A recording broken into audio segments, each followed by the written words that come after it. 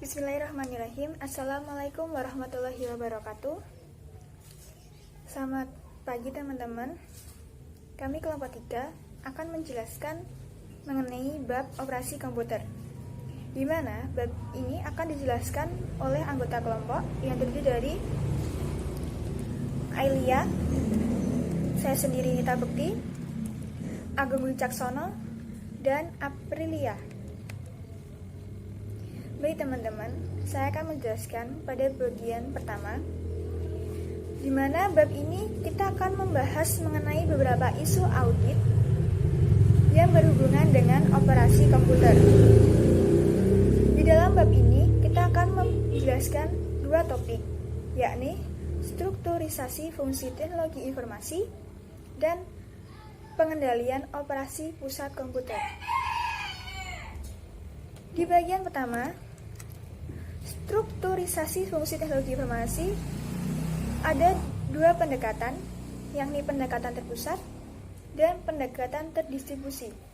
Di mana pendekatan terpusat ini biasa disebut dengan pemrosesan data terpusat, di mana semua pemrosesan data dilakukan oleh satu atau lebih komputer besar yang diletakkan di sebuah lokasi terpusat yang melayani berbagai pengguna di seluruh perusahaan. Sedangkan bedanya dengan pendekatan distribusi, yakni pendekatan ini dalam melakukan pemrosesan data, dia bersifat menyebar dan tidak terpusat pada satu atau lebih dari komputer besar. Di slide keempat terdapat pendekatan pemrosesan data. Nah, di slide ini menggambarkan pendekatan pemrosesan data terpusat, di mana aktivitas layanan komputer dikonsolidasikan dan dikelola sebagai sumber daya bersama perusahaan, di mana para pengguna akhir ini ada bagian pemasaran, produksi, akuntansi, distribusi, dan keuangan. Mereka bersaing untuk mendapatkan sumber daya sesuai dengan kebutuhannya. Lanjut untuk bagian selanjutnya. Nah, di sini ada bagian struktur organisasi dari fungsi layanan komputer terpusat. Nah, bagian ini menunjukkan area-area layanan utama dan akan lebih diperjelas lagi 3 poin, yakni administrasi basis data, pemrosesan data, dan pengembangan sistem dan pemeliharaan. Baik teman-teman, saya akan menjelaskan yang pertama, yakni administrasi basis data, di mana fungsi utama di dalam area administrasi basis data yakni bertanggung jawab atas keamanan dan integritas basis data, dan biasanya dikepalai oleh administrator basis data yang telah dia mempunyai kewajiban dan tanggung jawab untuk menjaga keamanan sebuah data. Lanjut ada pemrosesan data. Nah, fungsi pemrosesan data ini untuk mengolah sumber daya komputer yang digunakan untuk melakukan pemrosesan data harian berbagai transaksi. Jadi di sini dalam pemrosesan datanya, yaitu kayak kita memproses data transaksi harian dalam suatu perusahaan.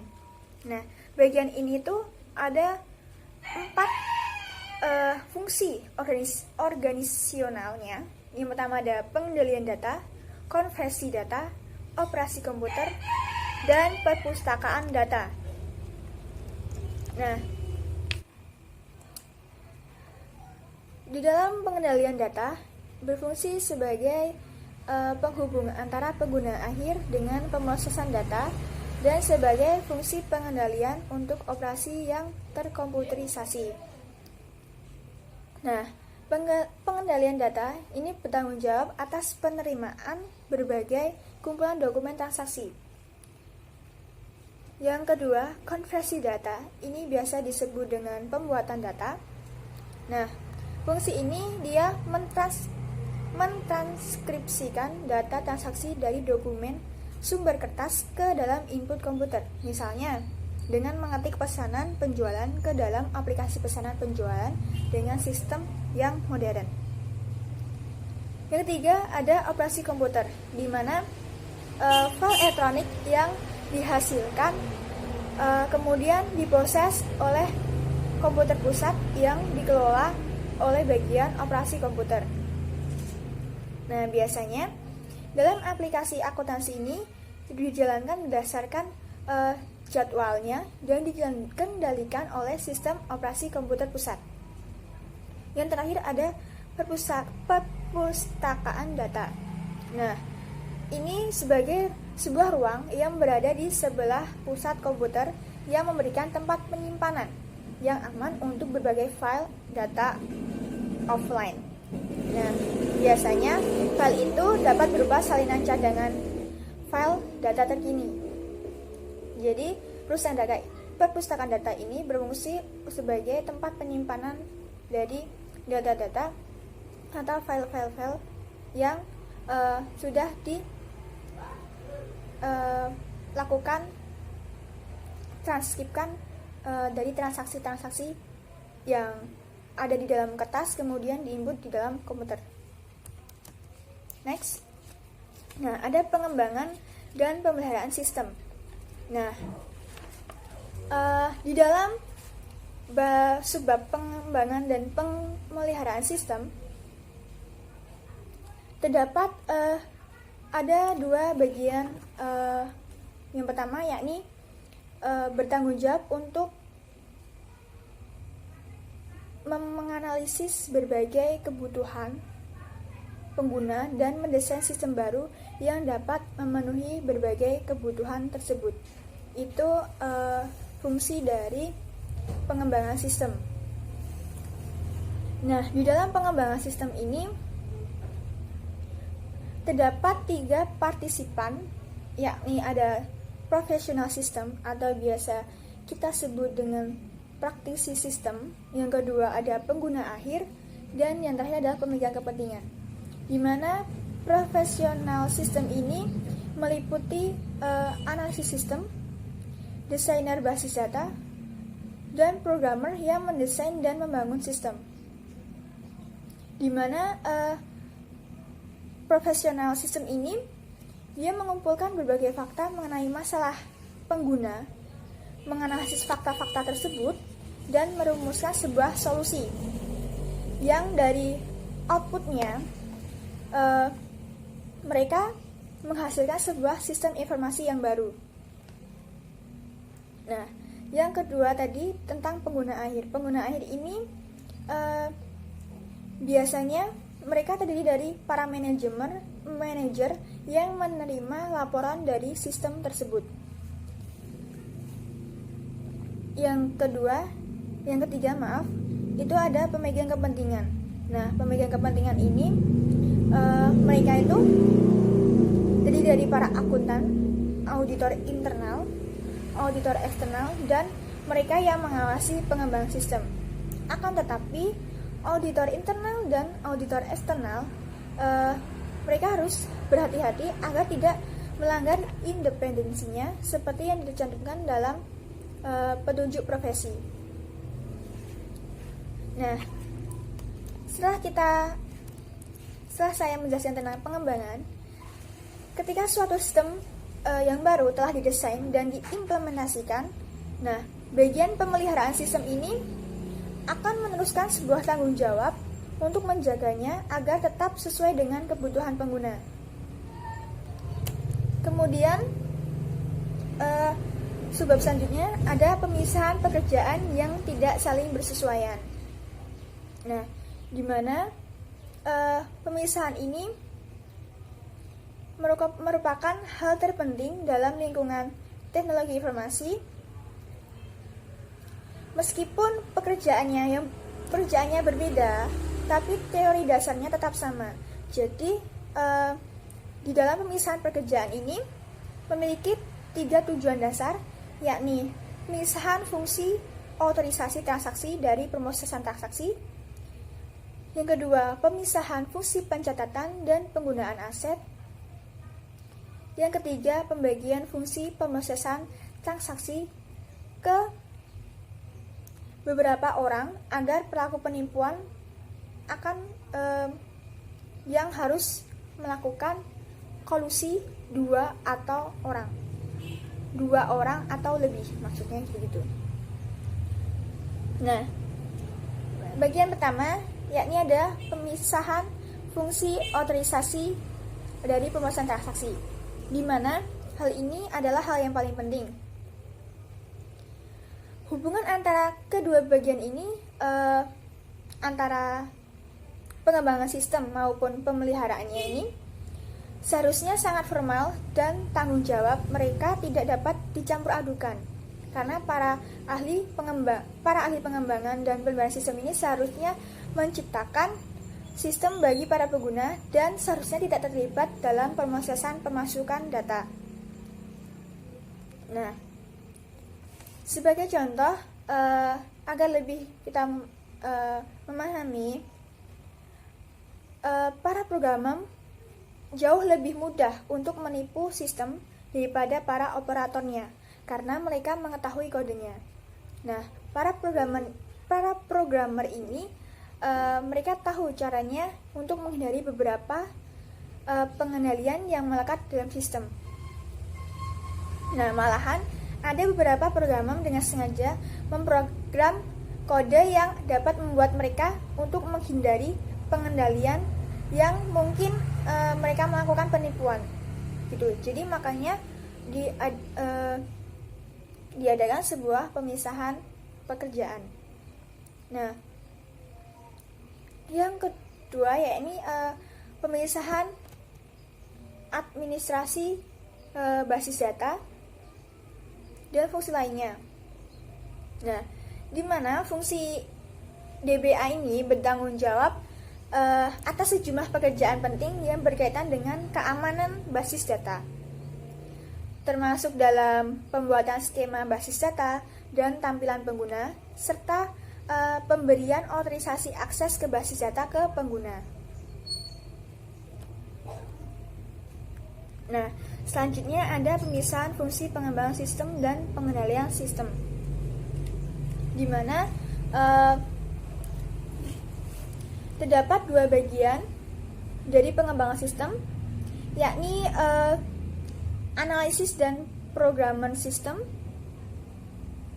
atau di dalam bagian itu ada disebutkan analisis sistem. Dan yang kedua ada pemrograman aplikasi. Nah, di dalam bagian analisis sistem ini mereka bekerja dengan para pengguna untuk menghasilkan desain terperinci sistem yang baru. Sedangkan di bagian pemrograman ini, pemrograman aplikasi, dia akan mengeluarkan atau mengkode berbagai program sesuai dengan spesifikasi desain. Dan mereka juga akan memelihara dalam pengembangan sistem yang telah dibuat dan diimplementasikan tadi. Nah, terdapat dua jenis masalah di dalam pengendalian ini. Ada yang pertama yaitu dokumentasi yang tidak memadai dan potensi terjadinya penipuan program.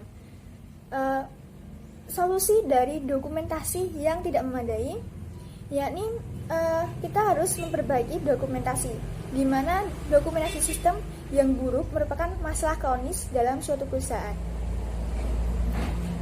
Nah, dalam memperbaiki sistem terdapat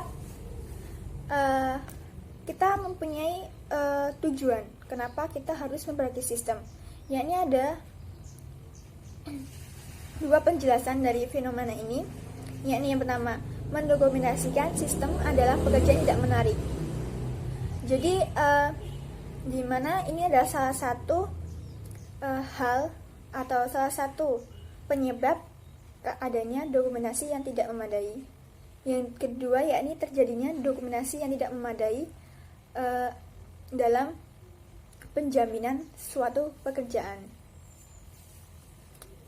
Nah, untuk selanjutnya masalah yang kedua yakni penipuan program, di mana solusinya kita harus mencegah suatu penipuan. Nah, penipuan ini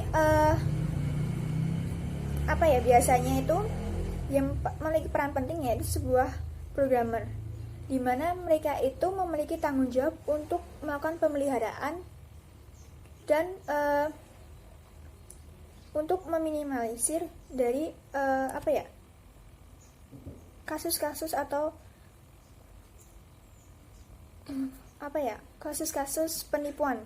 Nah, jadi di dalam intinya ini tuh para programmer itu memiliki tanggung jawab tunggal untuk memelihara elemen penting dalam skema penipuan di dalam programmer gitu. Intinya seperti itu. Sekian dari saya, kemudian akan dijelaskan oleh teman saya. Assalamualaikum warahmatullahi wabarakatuh. Perkenalkan, nama saya Agung Wicaksono, NIM 128. Saya di sini akan melanjutkan materi yang disajikan oleh teman saya tadi. Saya di sini yaitu yang pertama, yaitu ada struktur alternatif pengembangan sistem. Pengembangan sistem tersendiri itu ada dua kelompok, ada dua divisi. Yang pertama yaitu pengembangan sistem baru, yang kedua adalah pemeliharaan sistem baru. Yang kedua adalah pemeliharaan sistem. Pemeliharaan sistem baru itu adalah bertanggung jawab untuk mendesain, memprogram, dan mengimplementasikan berbagai proyek sistem baru. Setelah itu berhasil diimplementasikan, sistem jatuh ke kelompok pemeliharaan sistem. Selanjutnya yaitu implikasi restrukturisasi terhadap masalah pengendalian. Yang pertama adalah standar dokumentasi akan lebih baik karena kelompok pemeliharaan akan membutuhkan adanya dokumentasi untuk melanjutkan pekerjaan. Dengan adanya dokumentasi yang lengkap dan memadai untuk tanggung jawab sistem dari kelompok pengembangan sistem baru ke pemeliharaan sistem itu bisa berjalan. Yang kedua adalah menolak akses pemrogramer sistem untuk melanjutkan ke program yang akan mencegah penipuan melalui program, yaitu adanya pembatasan pencegahan mendeteksi akses tidak sah ke berbagai program untuk mencegah terjadinya penipuan atau fraud melalui program tersebut. Kemudian selanjutnya yaitu memisahkan perpustakaan data dari operasional. Pihak manajemen harus mempertahankan pengendalian yang ketat atas siapa yang melakukan fungsi pustakawan untuk memastikan bahwa tanggung jawab ini tidak dilaksanakan oleh operator lain, karena perpustakaan data tersebut itu bertanggung jawab untuk menyimpan, menerima, dan mengamankan data. Dan setelah pita atau data tersebut kadaluarsa, baru pita tersebut diberikan kepada pak operator untuk didaur ulang, sehingga agar keamanan data itu terjamin. Kemudian selanjutnya yaitu adanya skenario potensi exposure. Yang pertama yaitu pusat komputer kadang sangat sibuk. Mengapa?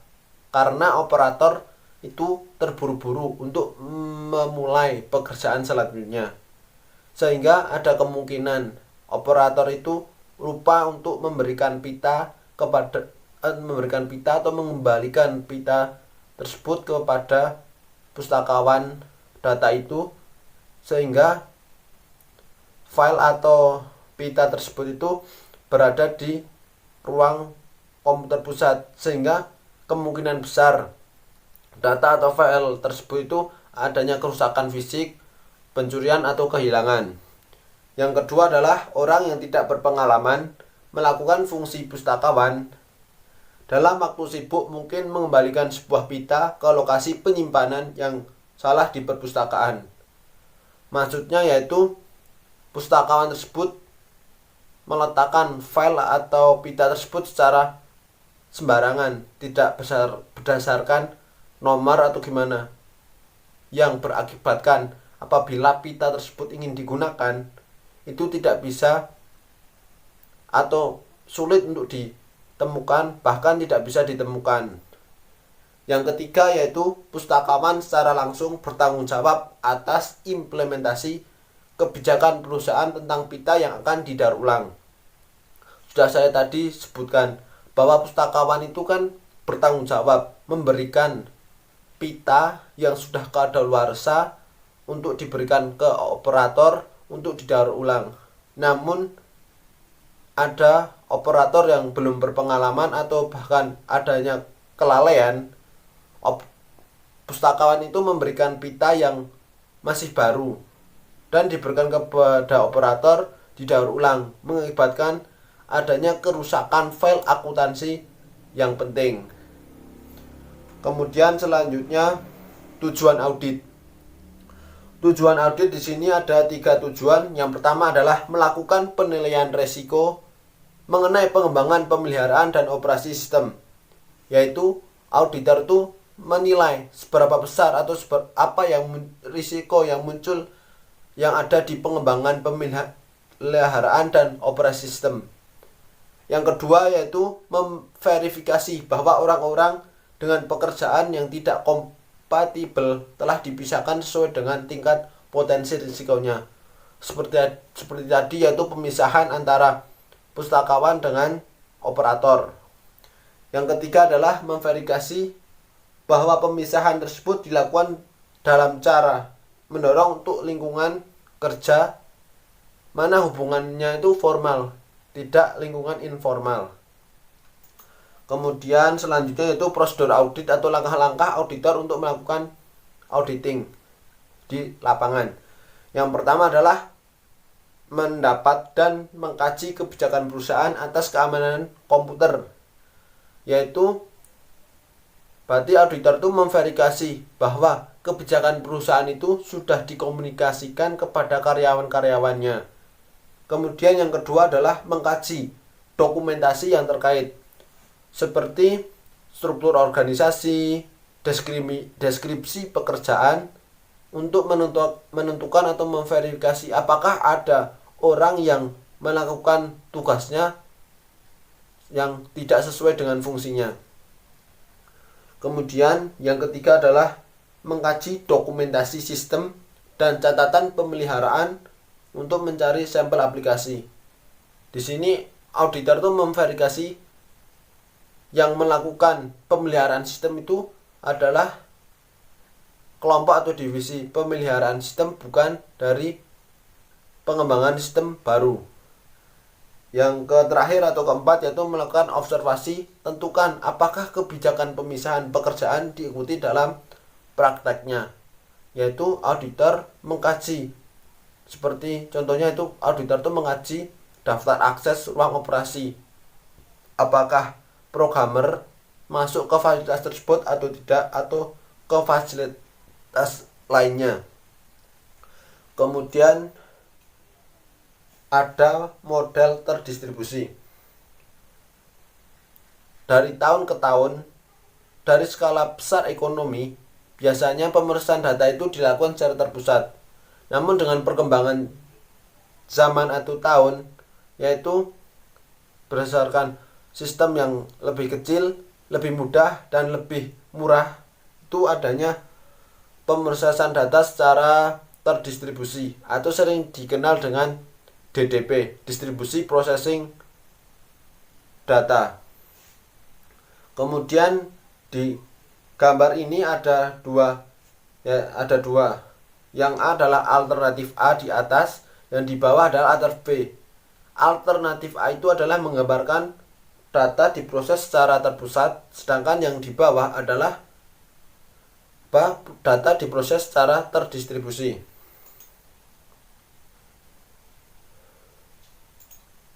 Alternatif A adalah varian model terpusat.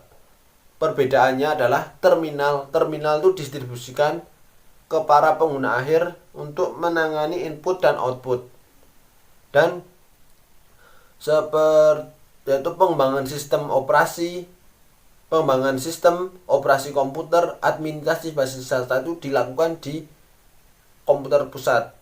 Sedangkan yang di alternatif B merupakan yang tadi sudah saya sebut adalah merupakan pemrosesan data secara terdistribusi.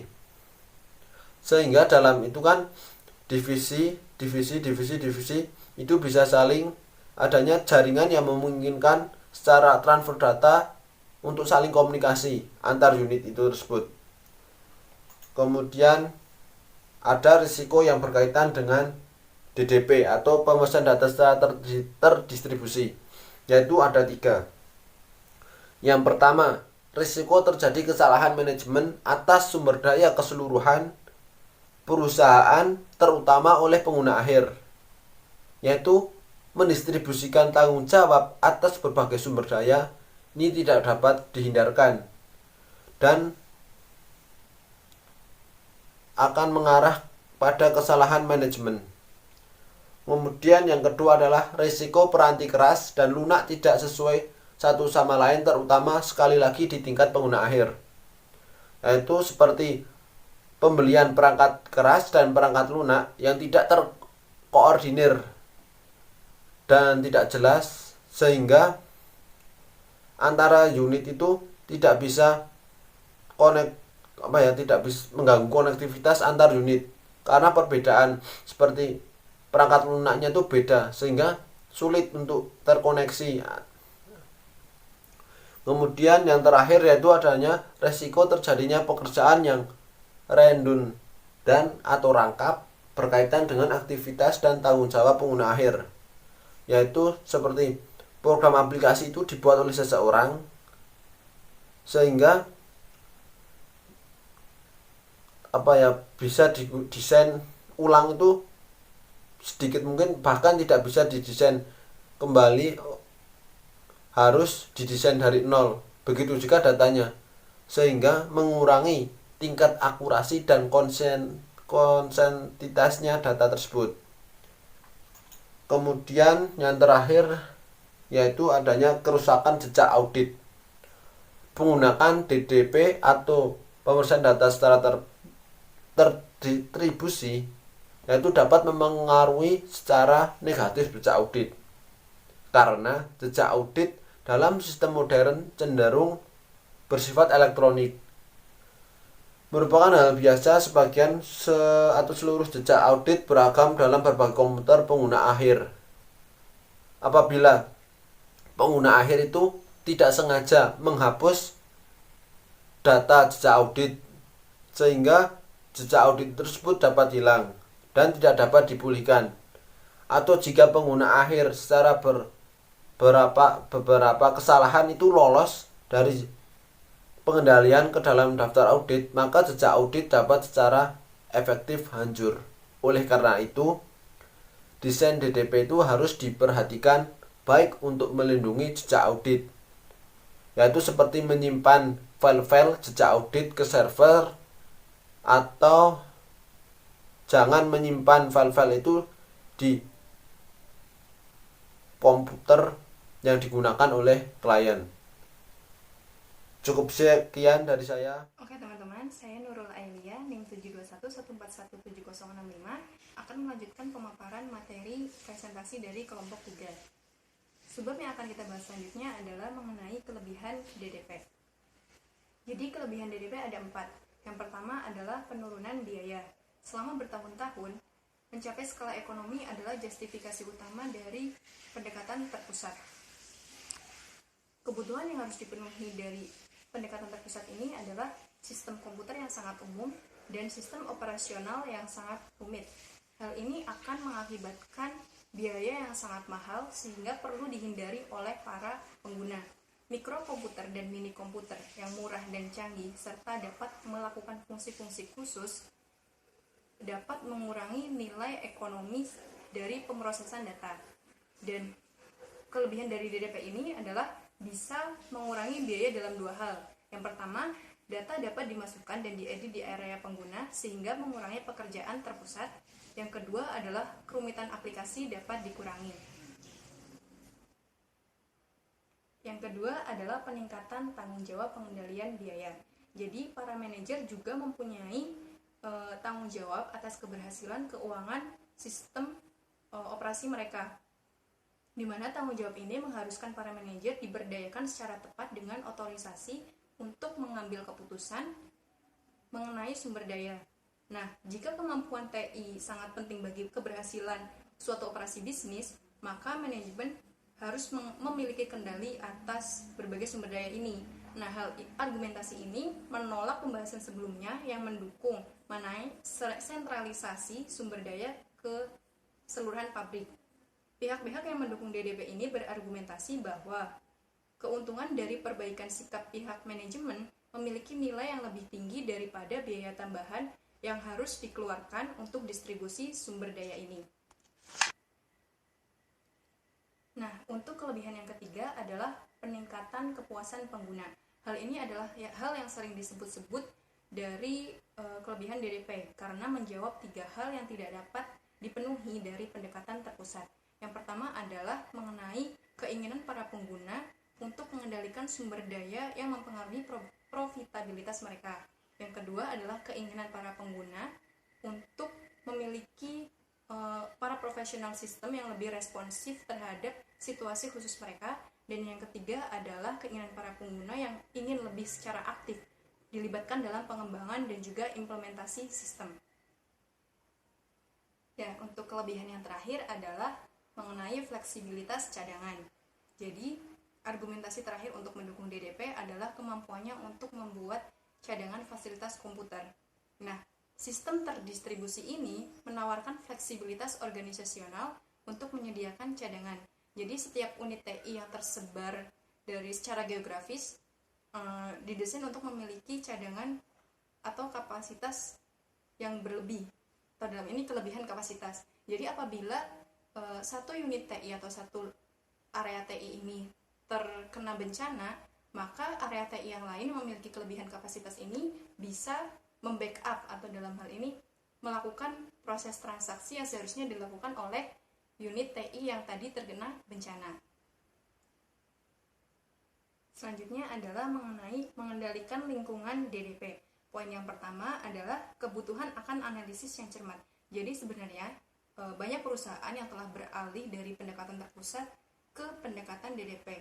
Namun, kebanyakan dari mereka juga ada yang melakukan perubahan pendekatan ini tanpa melakukan pertimbangan secara penuh. Apakah nantinya DDP ini akan berfungsi secara baik, mendukung perusahaan untuk mencapai tujuan perusahaannya atau tidak. Nah, dalam beberapa kasus, mengimplementasikan DDP ini terbukti tidak efektif, bahkan menghalangi produktivitas perusahaan.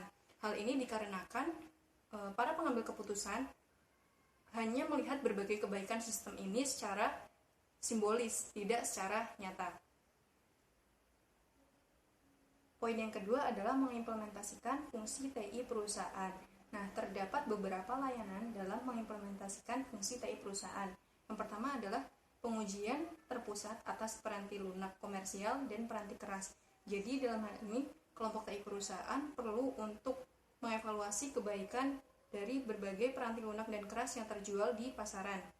Kemudian, memberikan penilaian tersebut dan mengedarkan atau mendistribusikan informasi tersebut ke berbagai area yang sekiranya membutuhkan sebagai petunjuk dalam keputusan pengadaan. Hal-hal yang dinilai misalnya untuk mengevaluasi berbagai fitur sistem pengendalian dan kesesuaiannya dengan sistem industri. Jadi, oleh karenanya, perusahaan harus memusatkan pengadaan, pengujian, dan implementasi peranti lunak dan keras ke fungsi TI perusahaan. Kemudian, yang kedua adalah layanan pengguna. Aktivitas ini menyediakan bantuan teknis bagi para pengguna selama instalasi peranti lunak yang baru dan juga mengatasi berbagai masalah yang kemungkinan timbul dari peranti lunak dan peranti keras. Pembuatan papan buletin elektronik bagi para pengguna merupakan salah satu cara yang sempurna untuk memberikan informasi ataupun memungkinkan adanya berbagai proses program yang dikembangkan oleh pengguna sehingga pengguna yang lain bisa mengetahui. Hal lain yang bisa dilakukan misalnya melalui forum modern, yaitu misalnya chatroom, diskusi bersambung, atau frequently asked question. Perusahaan juga dapat menyediakan help desk atau layanan bantuan di mana para pengguna dapat mengontak atau menghubungi kemudian mendapatkan respon yang cepat atas berbagai pertanyaan dan juga masalah.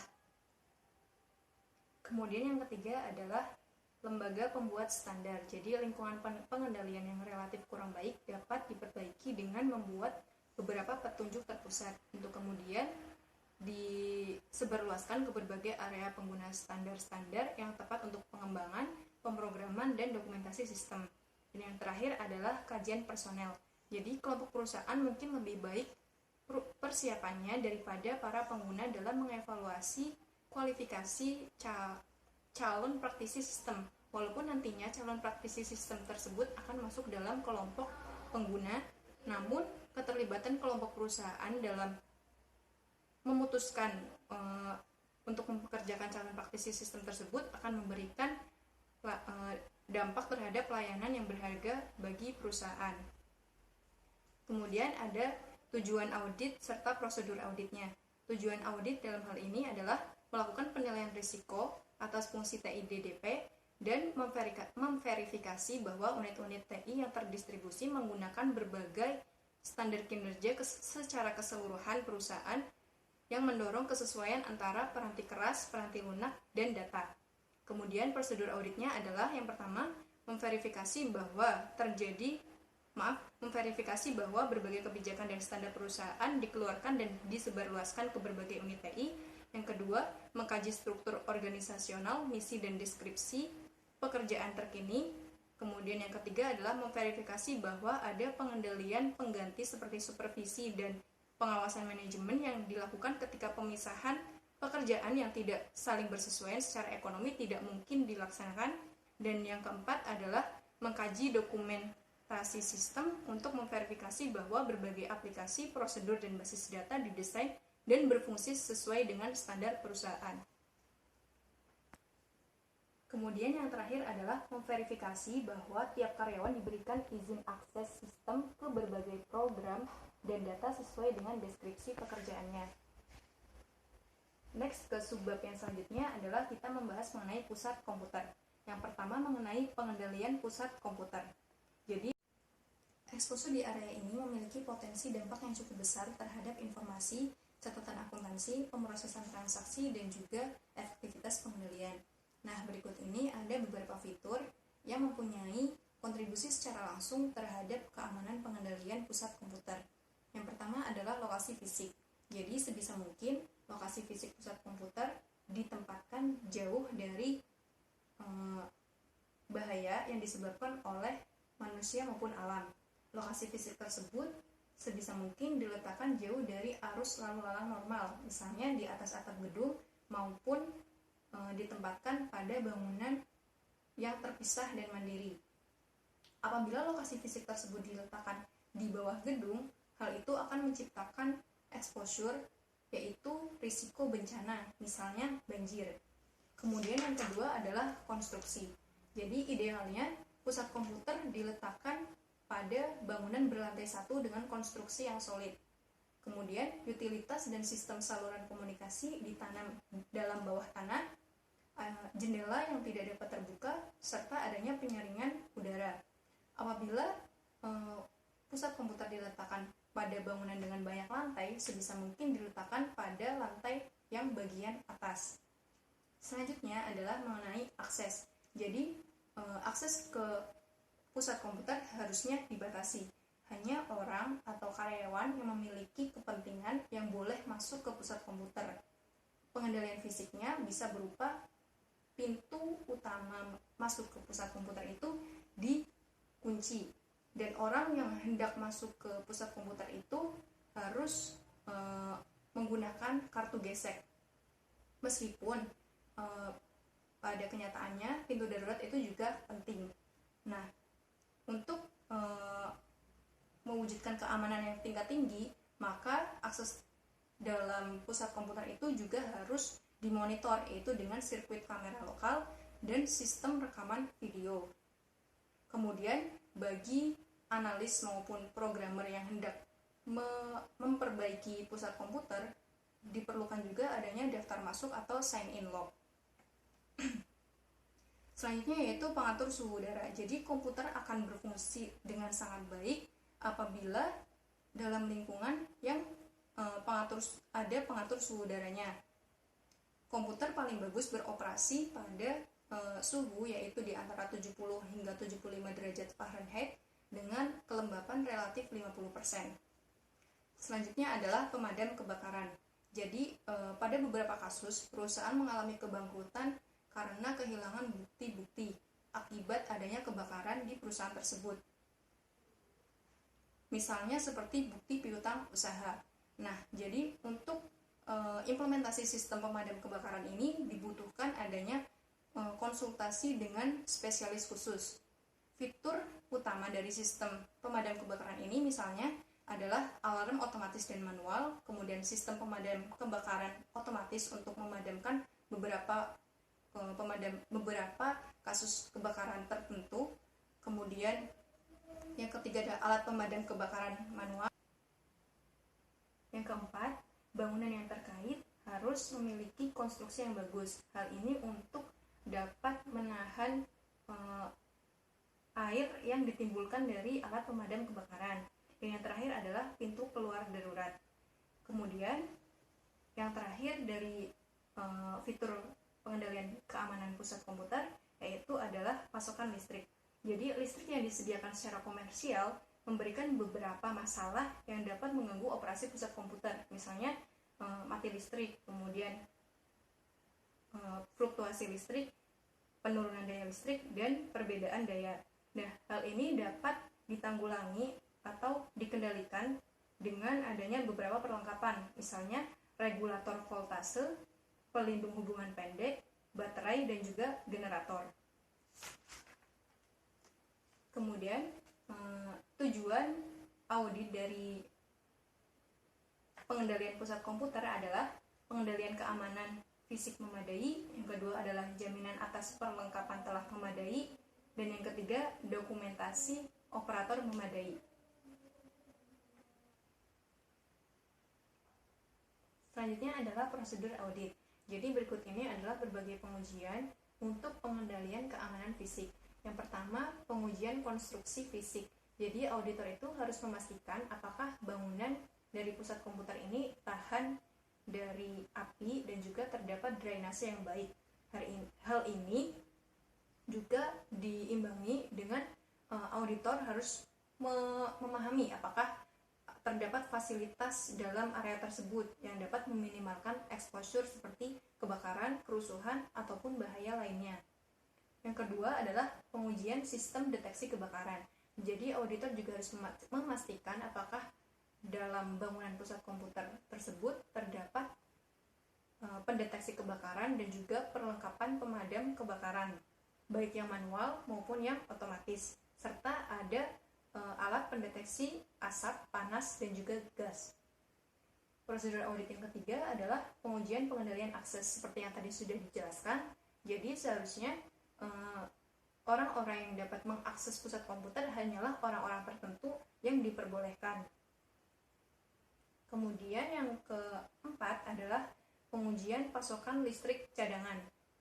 Jadi pusat komputer melakukan pengujian secara berkala terhadap pasokan listrik cadangannya untuk memastikan apakah kapasitas tersebut cukup untuk menjalankan komputer serta pengatur suhu udara. Dan hal ini harus dicatat hasilnya secara formal. Kemudian selanjutnya adalah pengujian cakupan asuransi. Jadi auditor setiap tahunnya harus mengkaji apakah perusahaan ini mengasuransikan peranti keras, peranti lunak, dan juga fasilitas fisiknya.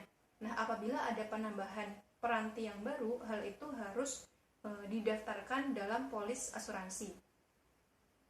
Selanjutnya adalah pengujian pengendalian dokumentasi operator. Auditor harus memverifikasi bahwa dokumentasi sistem seperti bagan alir, logika program, daftar kode program. Hal itu bukan merupakan bagian dari dokumentasi operasional. Nah, dalam sistem yang lama, para operator komputer menggunakan buku petunjuk pelaksanaan atau run manual. Nah, isinya itu berupa nama, jadwal, perangkat keras, kebutuhan file, pengguna, dan juga instruksi runtime. Selanjutnya adalah perencanaan pemulihan dari bencana. Jadi mengenai jenis-jenis bencana, teman-teman bisa lihat di figur 2 strip 6 di buku halaman 83. Di situ dikelompokkan menjadi 3 jenis bencana yang disebabkan oleh alam, buatan manusia, maupun kegagalan sistem. Nah, daya bertahan hidup perusahaan yang terpengaruh oleh berbagai bencana tergantung pada seberapa baiknya perusahaan itu bereaksi terhadap bencana tersebut. Kesemua bencana, baik itu yang disebabkan oleh alam, buatan manusia, maupun kegagalan sistem, hal ini akan mempengaruhi perusahaan.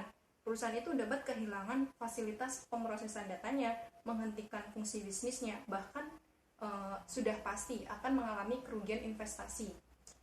Beberapa perusahaan seperti eBay.com maupun Amazon.com kehilangan pemrosesan data itu akan menyebabkan suatu kerugian yang besar, karena hal itu merupakan bencana yang bisa dikatakan besar dan mempunyai pengaruh yang signifikan.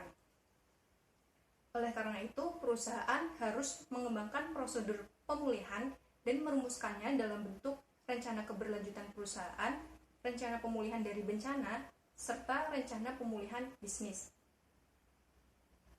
Selanjutnya adalah perencanaan pemulihan dari bencana. Jadi, Disaster Recovery Plan atau DRP adalah pernyataan yang komprehensif tentang semua tindakan yang akan harus dilakukan sebelum, selama, dan setelah adanya bencana jenis apapun, bersama dengan prosedur yang didokumentasikan dan diuji yang akan memastikan keberlanjutan operasi perusahaan. Nah, semua rencana yang berhasil dengan baik memiliki 3 fitur yang sama, yaitu mengidentifikasi aplikasi yang sangat penting, yang kedua membentuk tim pemulihan dari bencana, dan yang ketiga adalah menyediakan cadangan lokasi. Yang pertama adalah mengidentifikasi aplikasi yang sangat penting. Usaha pemulihan harus berkonsentrasi pada pemulihan beberapa aplikasi yang sangat penting dan juga dapat mendukung perusahaan untuk dapat bertahan hidup dalam jangka pendek. Tentunya dalam jangka panjang, perusahaan harus mengembalikan fungsi-fungsi dari beberapa aplikasi seperti sebelum terjadinya bencana. Nah, untuk mendukung perusahaan supaya dapat bertahan hidup dalam jangka pendek, perusahaan perlu untuk memulihkan berbagai fungsi-fungsi yang berkaitan dengan aliran kas masuk. Contohnya adalah penjualan dan layanan pelanggan, hubungan masyarakat, komunikasi antar cabang dan agen, kemudian ada keputusan produksi dan distribusi, serta pemenuhan kewajiban hukum.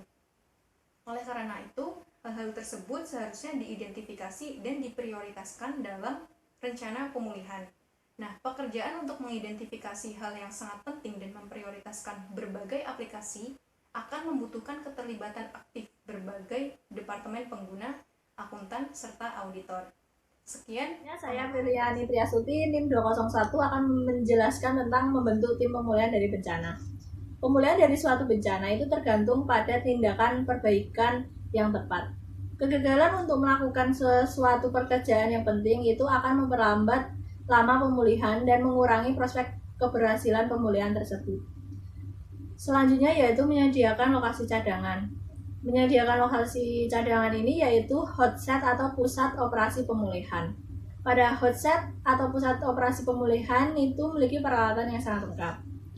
Call set atau ruang kosong. Pada call set atau ruang kosong ini memiliki 2 komputer lebih. Selanjutnya yaitu perjanjian bantuan yang saling menguntungkan. Pada perjanjian bantuan yang saling menguntungkan ini yaitu 2 atau lebih dari suatu perusahaan. Selanjutnya yaitu cadangan yang disediakan secara internal, memiliki kapasitas yang lebih secara internal. Selanjutnya yaitu cadangan piranti keras.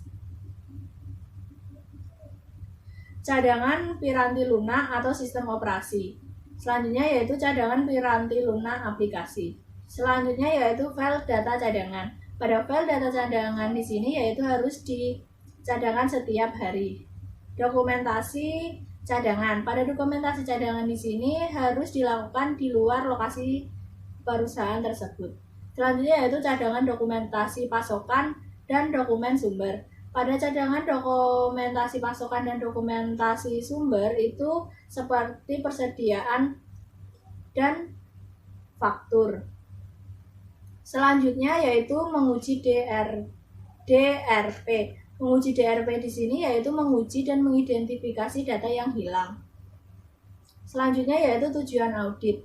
Tujuan audit di sini yaitu untuk memenuhi kebutuhan perusahaan dan mengimplementasikan secara praktis. Selanjutnya yaitu prosedur audit. Prosedur audit di sini yaitu solusi yang realistis untuk menangani suatu bencana yang dapat meniadakan sumber daya komputer perusahaan tersebut. Selanjutnya yaitu berbagai pengujian terfokus pada area yang dikhawatirkan sebagai berikut. Yaitu yang pertama itu ada cadangan lokasi. Cadangan lokasi di sini yaitu pengaturan cadangan lokasi. Yang kedua yaitu daftar aplikasi penting. Pada daftar aplikasi penting ini yaitu daftarnya secara lengkap. Selanjutnya yaitu cadangan piranti lunak aplikasi. Pada cadangan piranti lunak aplikasi di sini yaitu harus dicadangkan di luar perusahaan. Selanjutnya yaitu cadangan data. Selanjutnya yaitu cadangan perlengkapan, dokumen, dan dokumentasi. Selanjutnya yaitu tim pemulihan dari bencana. Pada tim pemulihan dari bencana di sini yaitu DRP harus menjelaskan secara terang nama, alamat, dan nomor telepon para anggota tim pemulihan dari bencana tersebut. Selanjutnya yaitu toleransi kegagalan. Toleransi kegagalan di sini yaitu melanjutkan kegagalan yang terjadi pada sistem kegagalan seperti kesalahan operasi, kesalahan lain-lainnya. Pada tingkat toleransi kegagalan dapat diwujudkan melalui implementasi beberapa komponen sistem yang redundant. Yang pertama itu ada tingkat RAID, yaitu metode disket secara paralel, yaitu jika salah satu disket itu gagal akan terjadi kehilangan data secara otomatis. Selanjutnya yaitu UPS. Yang selanjutnya yaitu multi pemrosesan, yaitu ada 2 prosesor lebih yang dilakukan dalam sistem redundan tersebut. Terima kasih atas perhatiannya. Wassalamualaikum warahmatullahi wabarakatuh.